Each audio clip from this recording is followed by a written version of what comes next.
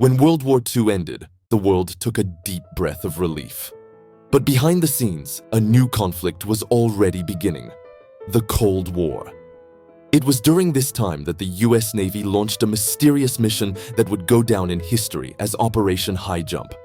According to official records, the purpose was simple: conduct exploration on the ice, test military bases in extreme conditions, and train American soldiers for polar warfare. But the scale of the operation raised serious questions. Why send such an enormous force? After all, 13 ships, 23 aircraft, and 5,000 men were deployed to Antarctica. That's not an expedition, that's practically a war fleet. Throughout the operation, temporary bases were established, surveys were carried out, and it's claimed that more than 70,000 photographs were taken. Yet only a fraction of those images were ever released to the public. And even more suspicious, the mission was cut short. Official reports cited extreme weather, aircraft accidents, and casualties among the crew. But many believed those explanations were just a cover. On his way back, Admiral Richard Byrd made a statement that sent shockwaves through the press. He said, "America must be prepared to defend itself against attacks that can come from the polar regions, not just across the oceans." That sentence became legendary, because at that time Germany was already defeated. The war was over. So who was the enemy? Only the Soviets? Or something much stranger? Conspiracy theorists claim Byrd was referring to flying objects that can travel from pole to pole. To some, this was evidence of encounters with unidentified flying craft in Antarctica.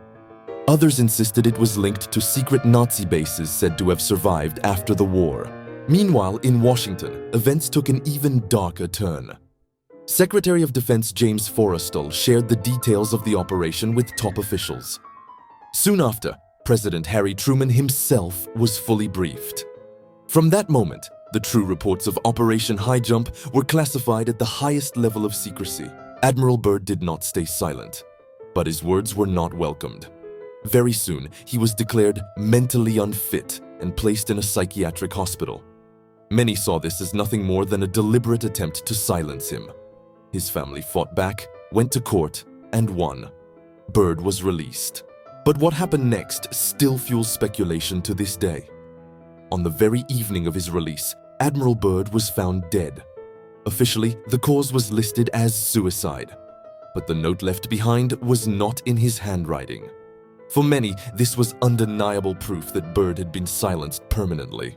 According to conspiracy theorists, Byrd had seen something in Antarctica that the world was never meant to know about. Whether it was Nazi remnants, vast untapped resources, or otherworldly craft, one thing is certain.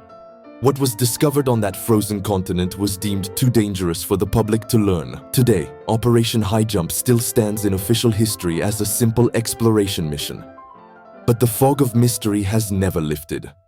Byrd's cryptic words, the shortened mission, the hidden photographs, and the suspicious deaths all combine into one haunting question. What was really found in Antarctica? And why is it still being kept secret?